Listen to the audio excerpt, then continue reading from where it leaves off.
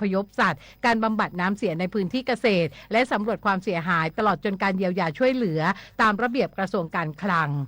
ยศพร อัครไกรศรีสวท.ตรังรายงานเจ้าท่าภูมิภาคสาขานราธิวาสออกประกาศแจ้งเตือนเรือเล็กงดออกจากฝั่งในช่วงฝนฟ้าคะนองและคลื่นลมแรงในอ่าวไทยจนถึงวันที่17สิงหาคมนี้นายปนัยหนูแท้ผู้อำนวยการสำนักงานเจ้าท่าภูมิภาคสาขานราธิวาสเปิดเผยว่า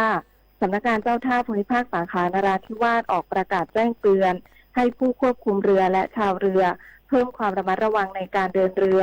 หลังกรมอุตุนิยมวิทยาคาดการณ์ว่าช่วงวันนี้ถึง17สิงหาคมภาคใต้ฝั่งตะวันออกจะมีฝนฟ้าคะนองหลายพื้นที่ส่งผลให้ทะเลอ่าวไทยมีคลื่นลมแรงโดยบริเวณอ่าวไทยตั้งแต่จังหวัดสุราษฎร์ธานีขึ้นไปคลื่นสูงประมาณ2เมตรและบริเวณที่มีฝนฟ้าคะนองคลื่นสูงมากกว่า2เมตรจึงขอให้เรือที่มีความยาวต่ำกว่า9เมตรงดการเดินเรือขณะที่เรือที่มีความยาวตั้งแต่9เมตรขึ้นไปให้ใช้ความระมัดระวังในการเดินเรือส่วนตั้งแต่จังหวัดนครศรีธรรมราชลงมารวมถึงจังหวัดนราธิวาสคลื่นสูง 1-2 เมตรและบริเวณที่มีฝนฟ้าคะนองคลื่นสูงมากกว่า2เมตรเรือที่มีความยาวต่ำกว่า7เมตรงดการเดินเรือขณะที่เรือที่มีความยาวตั้งแต่7เมตรขึ้นไปให้ใช้ความระมัดระวังในการเดินเรือทั้งนี้ขอให้เรือทุกประเภทหลีกเลี่ยงการเดินเรือในบริเวณที่มีฝนฟ้าคะนองและติดตามประกาศพยากรณ์อากาศจากหน่วยงานที่เกี่ยวข้องอย่างต่อเนื่องปพิชานันท์ เทพรักษ์สวท นราธิวาสรายงานรู้ปิดรู้ใช้ร่วมใจประหยัดพลังงานจบข่าวพฤษแก้วพิบูลอ่านรับฟังข่าวครั้งต่อไปเวลา 10 นาฬิกาติดตามข่าวที่นำเสนอไปแล้วได้ที่ www.thainews.prd.go.th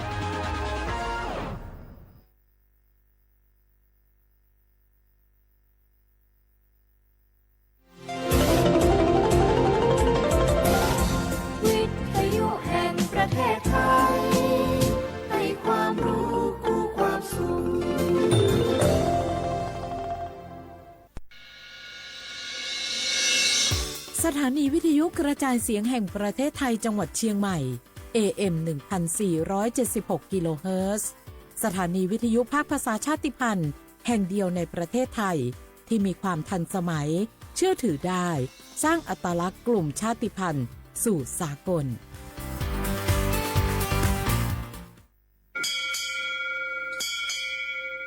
โอโบดาจ้า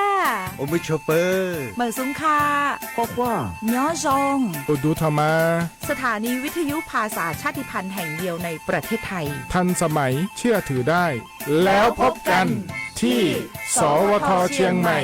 AM 1476 กิโลเฮิรตซ์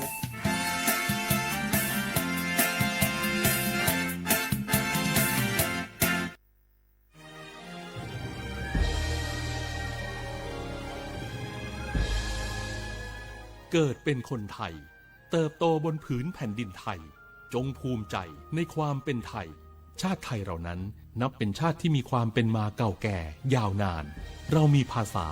วัฒนธรรมและมีสิ่งต่างๆที่เป็นเอกลักษณ์ให้เราได้ภาคภูมิใจในความเป็นคนไทยเราควรเห็นคุณค่าและมีความรักชาติหวงแหนแผ่นดินอันเป็นมรดกของบรรพชน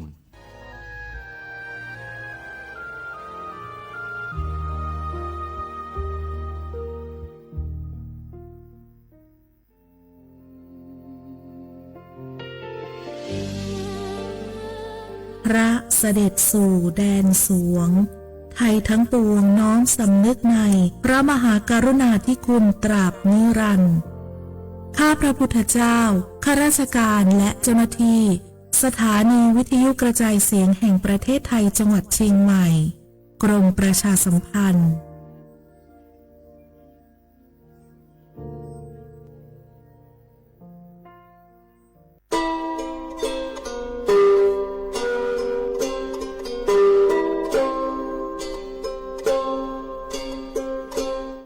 เปิดปรากระเจียวโคโพ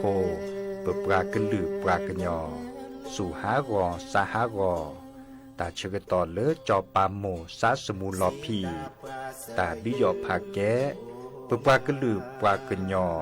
ดือยอผาแกบาจอปามโม โดกระเตอล้อ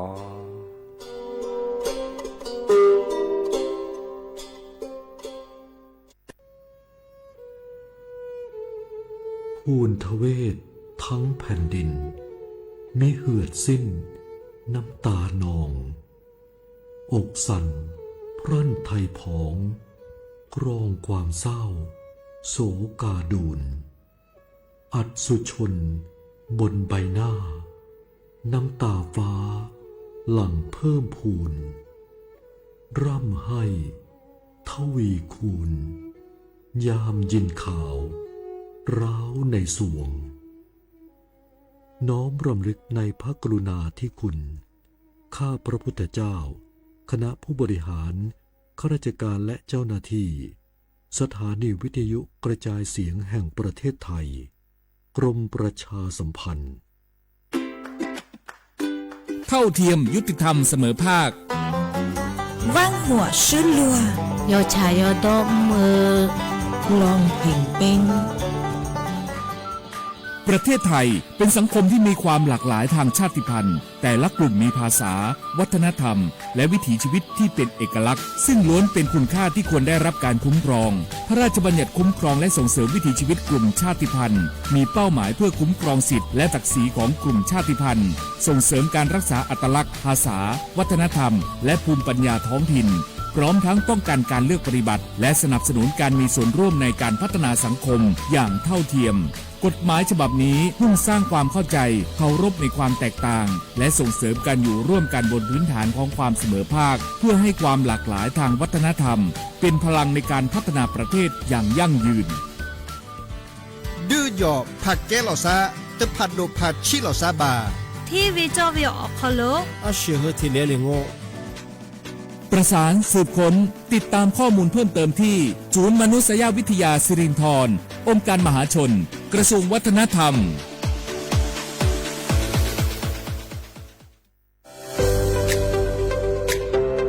พระราชบัญญัติคุ้มครองและส่งเสริมวิถีชีวิตกลุ่มชาติพันธุ์เป็นกฎหมายที่จัดทำขึ้นเพื่อสร้างหลักประกันให้กลุ่มชาติพันธุ์ในประเทศไทยได้รับการคุ้มครองสิทธิเสรีภาพและศักดิ์ศรีความเป็นมนุษย์อย่างเท่าเทียมกับประชาชนทุกคน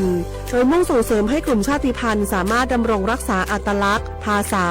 วัฒนธรรมภูมิปัญญาท้องถิ่นและวิถีชีวิตที่สืบทอดกันมาได้ภายใต้กรอบของรัฐธรรมนูญและกฎหมายของประเทศโดยนางสาวสบิดาไทยเศรษฐ์รัฐมนตรีว่าการกระทรวงวัฒนธรรมกล่าวว่า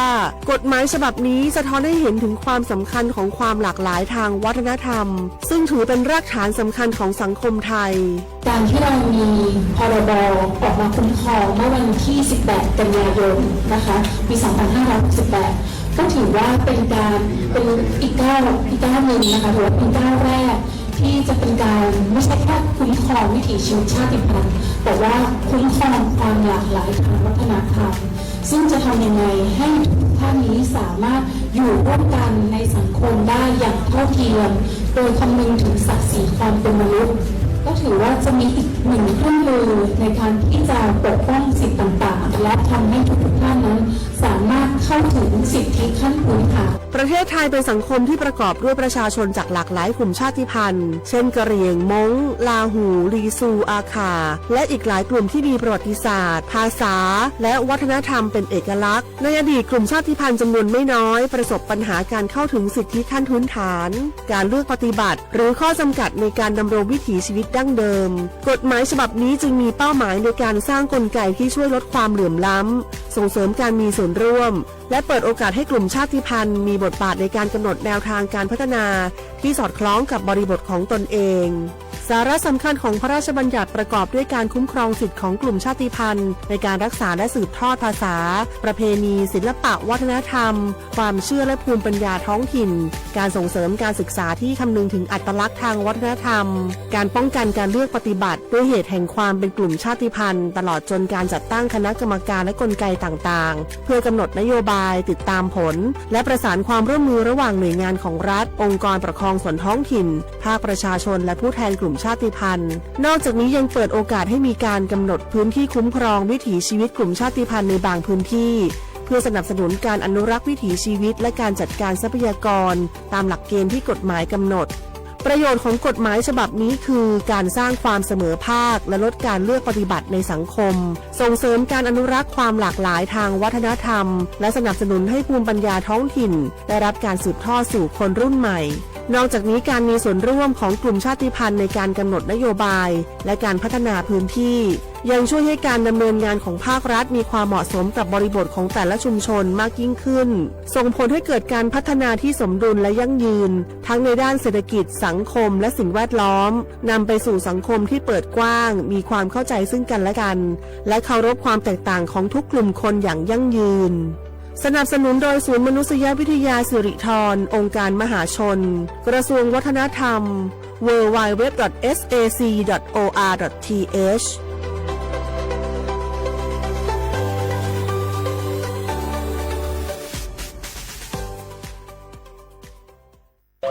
เมื่อโชคชะตากำหนดให้หญิงผู้บริสุทธิ์กำเนิดขึ้น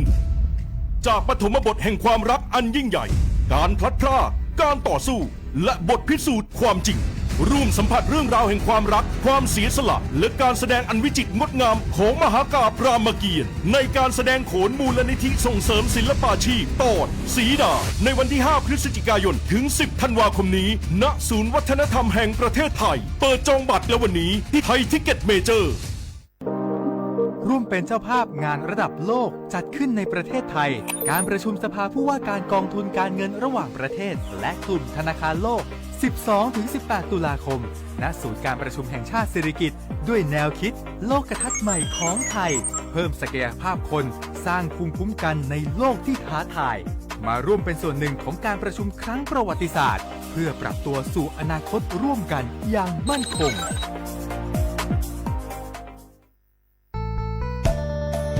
สถานีวิทยุกระจายเสียงแห่งประเทศไทยจังหวัดเชียงใหม่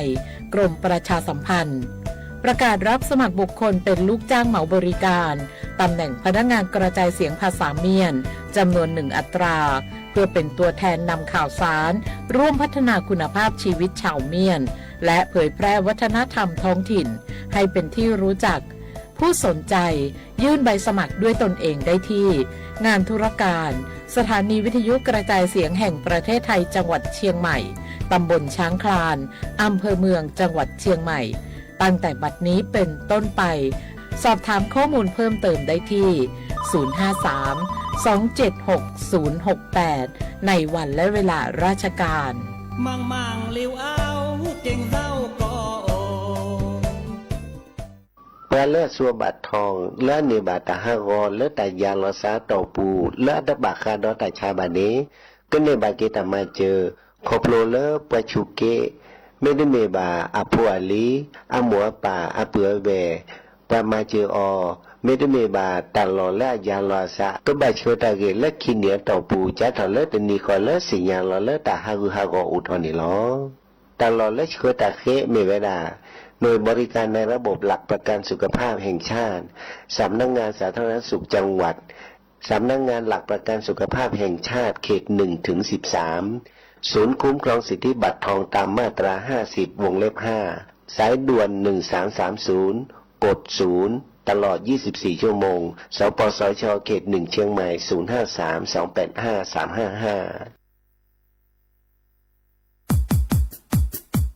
053-285-355ดอปูแวปากญอโพนเมบาสะสู้ออมมือออเลวิทยุกลือลอกอจเตเวกีแมตตอนยาอีบอบบาเนบากะกเลนตาพิตามาตาพิออมมาออจเตกว่าก็ได้และสนใจโฆษณาเนื้ออดจัดสิกว่าสวทเชียงใหม่เบอร์โทรศัพท์053-276-068เมตเมบะ092-246-8579เซทอโบลอสำนักงานหลักประกัน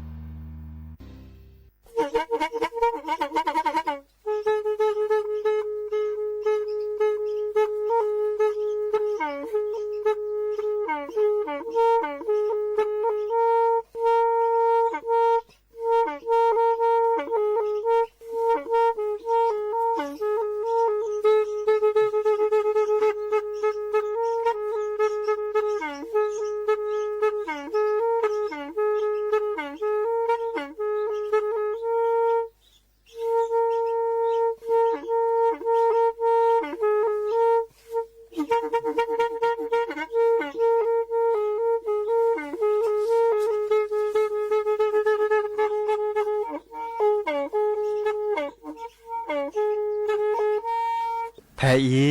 วิทยุกลือหลอก็จะแตะเวกีแม่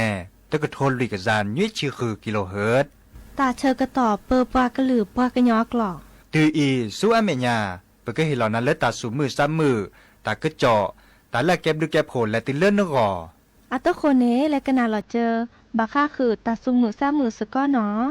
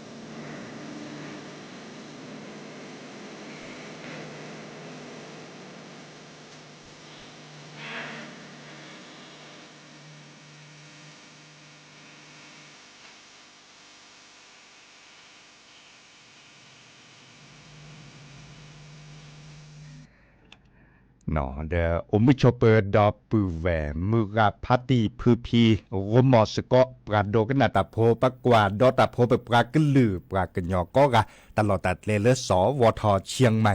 AM ตะกโทนวิกซานยุ้ยชิคือกิโลเฮิรตซ์สำนักงานประชาสัมพันธ์ที่3กรมประชาสัมพันธ์นอตุกกลซาดยาดีเจเสมอเจาะสาปิเสมอเฉลิมสิริวงศ์ชัยนอให้ตุกกดอปูแวแต่ชื่อต่อควินารีอับเลชิเกเลตูเลอร์อันนาริเตชีปปากลือปากญอโอบูเมเกโอซิเมเกเฮตุกลซาเดเฮเฮริเฮบาลอซาเฮกนาสกอตาสอตาเซตตอนยาอีตัวโดตัวโจลอซาเคดกนาตาสกวิเซเจตากจอเมโอตมีเกรจากเกเตกุปาเซเจนอโลบาตัวโดตัวโจยาตมีเกรจากเกไม่เมเลปราเลกวาดดอลออนไลน์อปูดิซอลเฟซบุ๊กอปูเมเกติ๊กต็อกอปูเมเกเนเฮกเวลอตากโตเคดกนาตาสวิเดเซเฮโอกลอซาเดยาเนาะจะเกิดซื่อๆทอเกดอปูแวตะกาตือ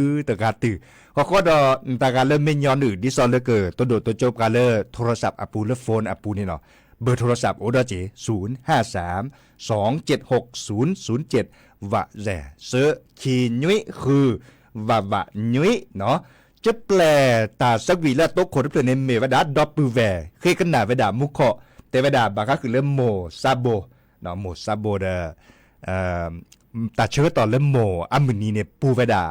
เมวดาเริ่มมหาชาคอนวันแม่แห่งชาติแต่บื้อละกับปลาพลาลอตากอมม่วนตาปลาพลาลอเลออัตตากอบาก็คือเลอเฮลอตาลุดโดเริ่มโมอากอเดอ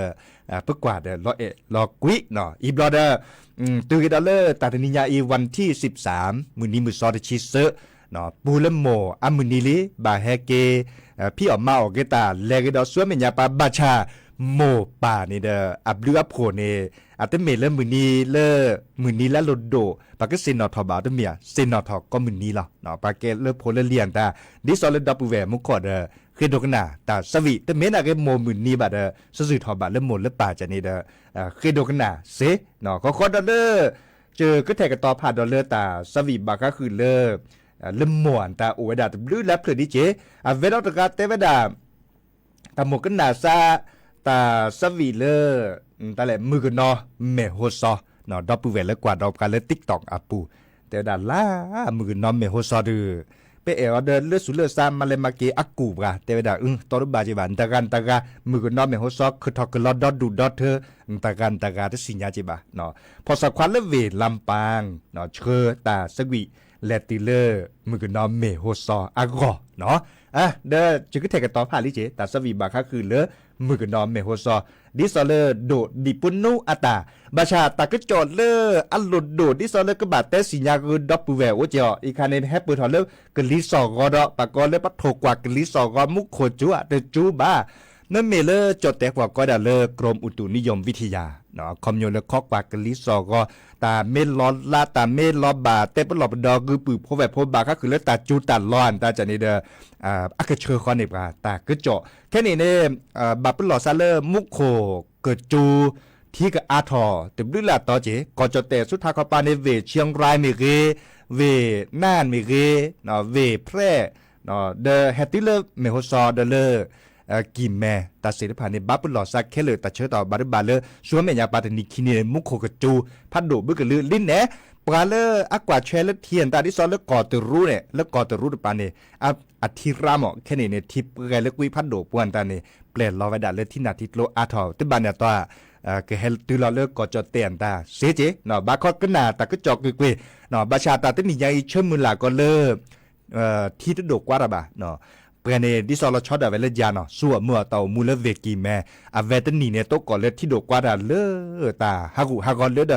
อแฮเนี่ยที่โดกว่าเนี่ยแฮกว่าเวกีแม่เนี่ยแหล่สกือบุแล้วก็สกือเวกีแม่เนี่ยเด้อเป็นหล่อมีหล่อกันเนี่ยอุจจูเลทิโลพัดโดแล้วจะตาหล่อโอบุยโอซาตามันหล่อตอนใหญ่เมเกเลจะหล่อมีเนาะอุจจูเลทิโลพัดโดในตาบาเลตะกิโลบแหละเนาะตะกินรวบแหละคอมโยพาสยานไม่หาแล้วขอในดื้อเนอหาถ้าโจดโดใหญ่สิโลกตือเนี่ยเนาะปก็เลยแม่น้ำปิงแม่ปีดโลเนาะเดอบาชาตือเลที่แฮปเปิดดอกกอบแล้วดกว่าไปสิญาแฮปปุยเนาะเปิดเด้อเปิดหล่อมีนตาช่วยแฮนดิซอลเลอร์หล่อมีในแฮนนึ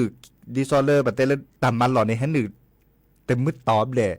บุแล้วก็ตึกคิมมันต่อเนี่ยตาก็ตาคอมเมตาสวยตาเจียนตาปุ๊ชอกก็จึงสกอคอนในดื้อชอบพาถอนเลออัดทอก็ตื่นไม่เมแล้วหลอดมิดหลอกไงค่ะเด้อเมตลอดทีวีอ่ะตู้เย็นอ่ะตาจะนี่เนาะเด้อชอบพาถอนยาก็จ่าได้ตั้งนี่มีเลอหลอดมิดหลอกไงหรือเปล่าเนาะเล็บพันมอเตอร์ติมมอเตอร์การตาฮับพัดเล็บพัดโลนี่เนาะเลือดอยสุเทพเมเกเลอวัดศรีโสดาเมเกเลอตาลุกคนนี่อ่ะเนาะก็ได้ส่วนเมื่อแต่เชื่อต่อเปนี่หรอบุลก็ตื่นลุยนี้เจนี่ที่จะรอกันเด้อเกี่กว่าก็ตาก็เมเชเมยานตลอดจิบะเลยช่วยแต่นี่เนี่ยน่าดูมาเนาะที่แนวโคเนี่ยแต่ที่นี่ใหญ่เด้อแต่ทั้งหมดตัวก่อนเลยซาตาเสียผ่านในบาเชื่อมือละเลยเพื่อเกิดปูเพละเนาะเชื่อมือละเลยเพื่อเกิดปูเพละเด้อแลกดอลเลอร์ตาสวีดิซอลเลอร์บางครั้งคือเล่มโมหล่อเจอตะเปลือกคิเปลือกก็ในบล็อกแค่ขอกันแล้วเล่มมือเนาะเมโฮซอเนาะโมกะซีโมมาลอบกา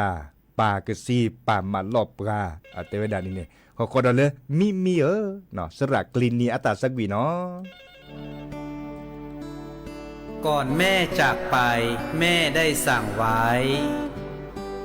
ก่อนพ่อจากไปพ่อได้ทิ้งท้ายกินอยู่กับป่าต้องรักษาป่าใช้น้ำต้องรักษาต้นน้ำดินให้กำเนิดน้ำให้ชีวิตสองสิ่งนี้รักษาเอาไว้ให้ดีนะลูกโมกะซีโมมาโลปากะซีปามาโลนาโอกอเนกะตอกอโอทีเนกะตอทีลอเมเต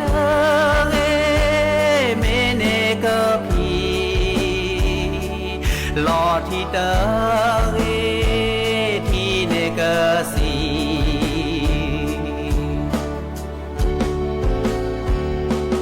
ตาเลโมเลปาสุโลโชโลโคโดเกนาโมตาเลโมเลปาสุ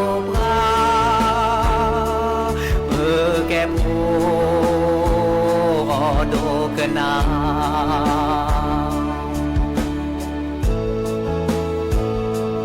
โมมาลอเนตาคีปามาลอเนตาเกเกโอเดเนเกตอเลโอญาตอควีโอมาหูมาโกเตเกโอซาเลคีเกโอเก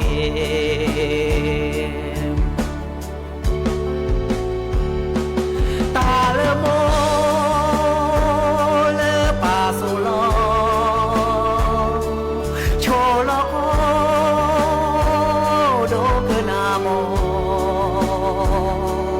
ตาเลโมเลปาสุกาเปแกปูโดกนา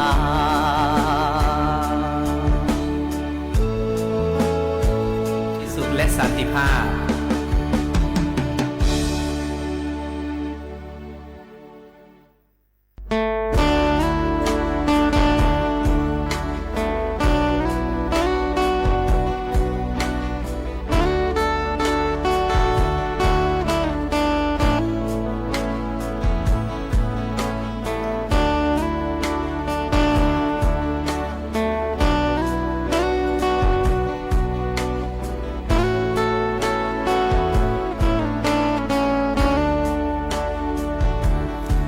มี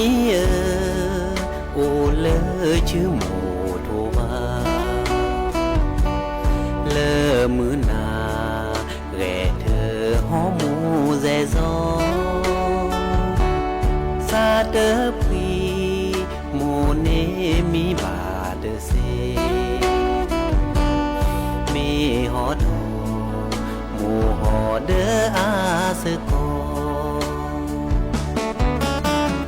โอแอนาเลเนนอชี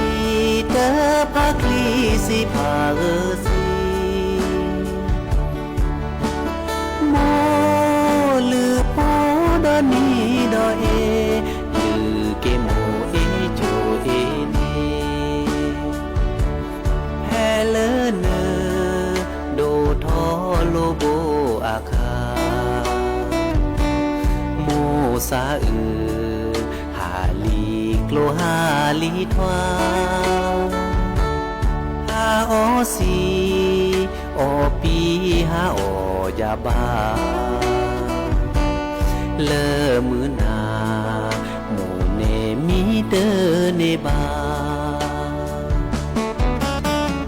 โมแอนาเลเน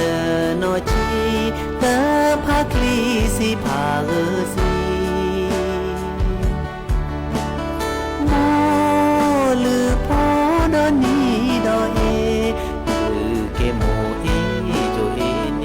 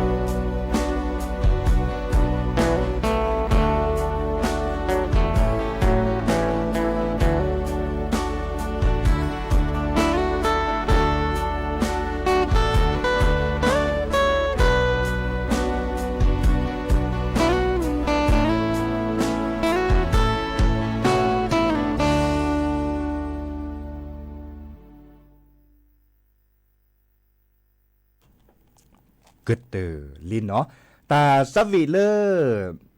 สำหรับกลีนีอาตาแต่เวลาโมกซีโมมิเมียเนาะตาสวิเลอร์มิเมียเนาะเลยคิดขอเดินเมบาซาเคยดอกนานตาเดเคเซเนาะนี่แหละคือกว่าเลย YouTube อ่ะปวนตาเนี่ยโอเคเดปกว่าเกเลอร์บาคะคือตาก็จอดและหลุดโดดที่ซอเลปลาก็จุกโพอาตาเกเดครับมีเวลาเลอแค่นี้บลอเนดิซอเลอร์ปรากฏกฎหมายเนาะคอมมิวเลตที่ก่ออัตมลบพิการและปกติสู้เมื่ออ่อนเลอก่อจดเตะบางครั้งคือเลือกคุ้มครองปรากฏชาติพันธุ์มีเวลาเลออากว่าแชร์ปลากระจุกโพอาคีเนาะปลากระจุกโพเนี่ยโอดลื้อแหลกกระลือเนาะเลือกก่อจดเตะเนี่ยตื้อเลอแจชิคือชิกระลืออ่ะเนาะนั่นไม่กว่าเล็กกว่าเกระเนาะข้อในบอลเนี่ยและปุกี้เนี่ยบัตรบอลเนี่ยปรากฏเลอปลาสู้เมื่ออ่อตากโตเมเรเนาะปลาเล็กกว่าปลาเล็กปัดถีปลาก็จะกบโพเมเรบาดบลอในตัดดิจวยเหล่าซันตาอาอูไว้ด่าเนาะเลือกปุขีเนาะอีบลอในพรบชาติพันธุ์แฮปเปิลเนาะนี่ดิสอเลือกกว่าเทรลเลอร์ปลาก็จะกบหัวคีเนาะปลาสู้เมื่อเต่าม่วนตาเปตากุตากาตาเปก็ลือกระทานตาแค่เลยแค่เชก็บาดดิหยอพักเกลเหล่าซะเนาะดิสอเลอร์ปลาเลือกอุลกอดจดเตดิสอเลอร์การเลือกสกุที่สกุกอมเมเรเนาะเดี๋ยวก็บาดดิหยอพักเกบะกว่าก็จะขบหัวเจเนาะฮัดส่วนเมื่อตากโตเลยตัดดิหยอเราสั้นตาแค่ในบล็อกโทรศัพท์มือถือเด้อโอเนาะดอกอันเนี่ยก็ลือกระทานตาไม่เซเนาะโดนเนี่ยตาก่อนตาไม่เซตื่พี่ตื่ก็มาเราซาเซียเนาะแค่นี้บล็อกเนี่ยคอมโยเลยตากันเลยแฮดิหยอกันตาดิสอเลยจดแต่กว่าเมนตาคักก็ลือก่อนละก่อนตาเมื่อบาดได้ตัดดิหยอตาปรากฏเลยหลักฐานไม่อวนตาเนี่ยปาเตเลอร์ปาจินยอหลอซาเซมเนาะอะคอมโยเลอร์ กฎหมายหรือใครเนาะเลือดที่ขอตามมาหลบพี่กาหรือใครให้กว่าเชเรปาก็จะขบพอคีดิสอนเลยได้เห็นมือเลือดพัดโดพัดชีหลอซาบะเนาะแต่แบบพัดโดพัดชีหลอซาบะกุ้ยหลอซาด้วยหยอพักแกหลอซาตึกลือเรปามาตะกจอนดาสุญญาปานี่ก็แบบหลบดอซาเจเนาะบางครั้งคือเลยตะกจอนเลยไม่บัดที่บัดโตเดอปากก็เลยปาสั่วเมื่อเต่ามูแล้วกัดดอกก่อเต่ามูดิสอนเลยปารการเน่เปเตระกว่าเนาะปารการเน่มากมาดาเลที่ก่อตามหลบพิกะเมอาชาอตามุตะจวยขวาเมมามาซอปากุปัญญาขวาบาชาเมดอเวดาแกปากก็จะขบโพดเนาะแกปากก็จะขบโพบาชาปารการเน่มีอาสาวเนาะนายกอนายขอนายคอเนาะมีอาสาวแต่ก็จบพี่แหลมิแหลเลอปาไม่ปรับพลาตาเลอบัตที่บัตโตบัตเดลทีละก่อนเมกบัตที่บัตโตบัตเดปาปากก็เลปาดรอปพืดอกก่อเต่ามูเนก็บ่าปลาเริ่มมาแต่ก็จ่อปลาเริ่มเตะแต่ก็จ่อในก็บ่าเตะดิซอเลก็ถอดแล้วมีศาสตร์ที่คอเนาะจอดกันในนอดกันในเนาะตึ้มเมเลดิซอก็ถอดดอกก่อนเลยปลากระยอแค่อาคาลาหูตึ้มเมเลก็ถอดดินเนบ่าเมวดาเลนก็ถอดดินเนดิซอเลอะไรบัตที่บัตโตเดปากาคือเลแต่มาก็มาระบ่าเนาะมาซาเลเนจ่าดินาโคในกฎหมายและพรบชาติพันธุ์ในแฮปเปิลทอที่สอนเล็กกว่าแชร์ตาตบลื้อแล้วจ้ะเนาะแต่ดิจวยเราซาตะส่วนเมื่อตะกต้นตาตมีเกลจากเกลตะเกลือบานเนี่ยปากก็จะกับพวกแค่นี้บลอเดอร์พันนี่ปากก็เลยหลักฐานดามิสิเชื่อถอเลและตื่นพี่ตื่นขึ้นมาหล่อซาเซเนี่ยอามาซาเลนจ่าดินาโคเนี่ยปากเกลโอเลคุลเวปูเมเกก็เตก็ลาซิปูเตรูเมเกเดเมปากก็เลยเมเฮลเลก็จอเตียนดาก็บาสิญาณเปิดเลยที่ก่อตามมันหลบพี่กะเลยก่อจอเตจีเนาะบางครั้งคือเลยพรบชาติพันธุ์เนาะอันนก่อนเนี่ยดิซอเลปากเก็บกัจจเตโพเนตัดดิจวยเราซะแต่ส่วนเมื่อตะกโตเลบัดที่บัดโตเราซะเนี่ยกึมหมาหมอบาชาอีคาเกเลกว่าแชปากก็เลยกว่าแชเราชอบแต่ไปปลาก็จะขบพอคีเนาะบาชาปลาก็จะขบโพเนส่วนเมื่อที่ก่อตามมันหลบพี่กะตะเบลล้อเดียวตะเบขอเลยรัฐธรรมนูญเลยปาส่วนเมื่อดอที่ดอกก่อยหรอมาจากในคาเนอาเกตาเลยกว่าแชเจแล้วล่ะเวเลปลาก็จะขบโพเนาะดินาโคนี่แกตาก็จอดเลยอะเรเนาะแกที่ก่อตามมันหลบพี่กะเลยอะเรบาชาตาก็จอดไม่เรเนาะ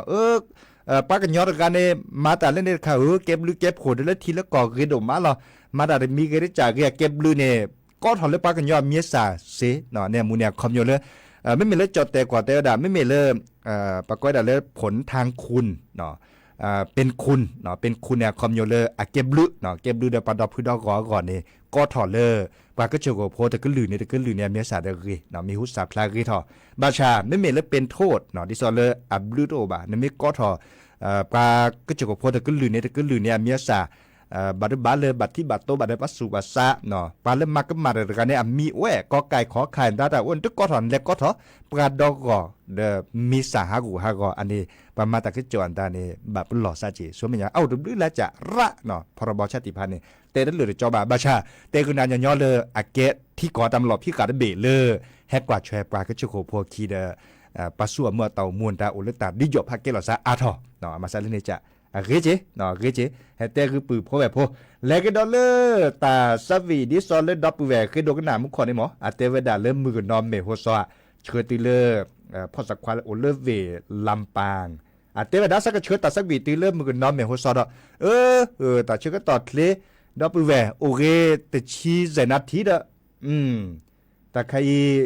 จะแปลแต่สวีใครไม่ก็เติร์ดตาได้แค่ก่อนจะก็แปลกันแล้วเหลือถ้าพัดตีหรือไงอาเกดกันหนาเลยสระโยหาแต่จะต้องซับพี่น้องแบบบาชาจะชั่วโมงเลยแต่ช่วยก็ต่อก็ข้อนี้ย้ายแปลคือน่าจะคลื่นเลยแบบเดินลึกแค่มาหาเนาะแค่มาหาให้เกตตกก่อนละซะคุณนารีติเลนยุยนารีเดียาดีเจเสมอเนาะจอสปีเสมอเฉลิมสิริวงชัยว่าข้อนี้ย้ายอีจะเกิดแต่ตาเปย์อีหรอโอชูดเลยเบมือซาพรีก็กะตาบลื้อเนาะ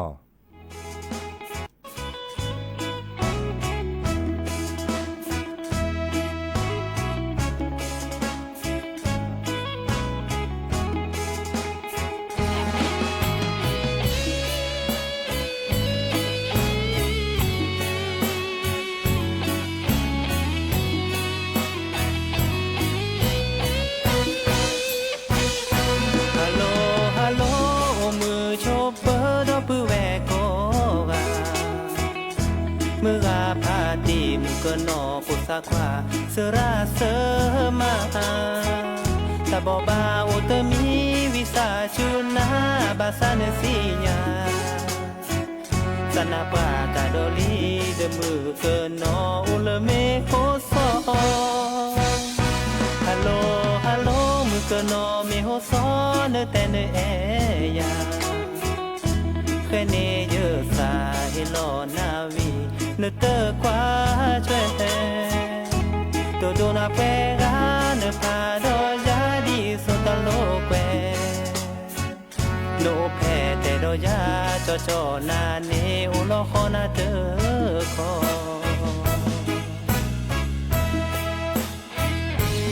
ทอโลเลเวกิมแม่แลตึเมโอซอขาคอแลขอตื่นเลินขอทีนโมนปาเกลขอจาบิสิยาควีควีจะปีลีตาราจะเกจีขอสู้จะกีโคสวีคนเลินตาโรเคลจิโนโอเตกาเมจิโลพรีพรีฮัลโหลฮัลโหลมือก็นอเมโฮซอนเมนาฮูบาโกเตอาเจียมอนเนเกเอกยามอเตโจญาอีโจเวดาเตบาเศร้าลอคอเนเมเอกโจเตสะคือตารานิโคสุครีครี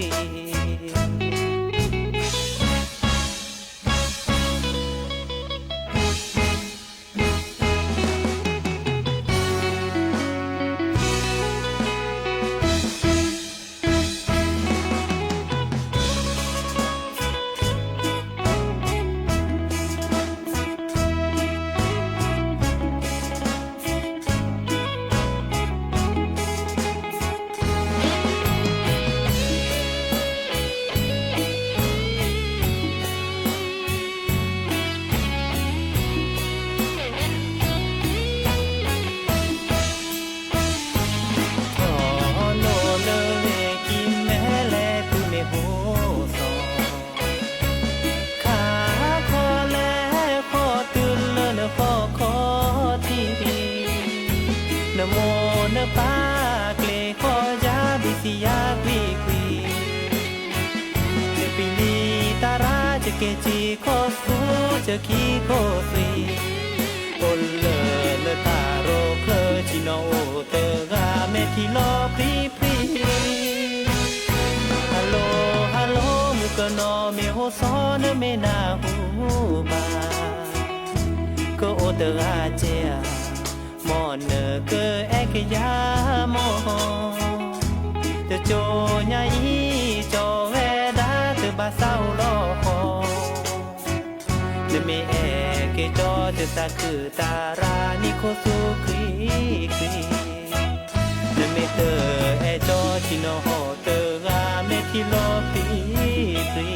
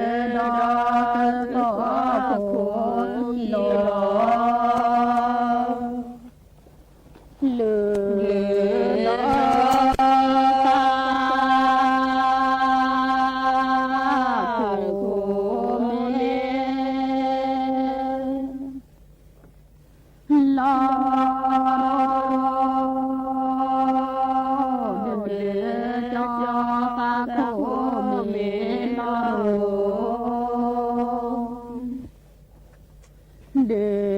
อดจอ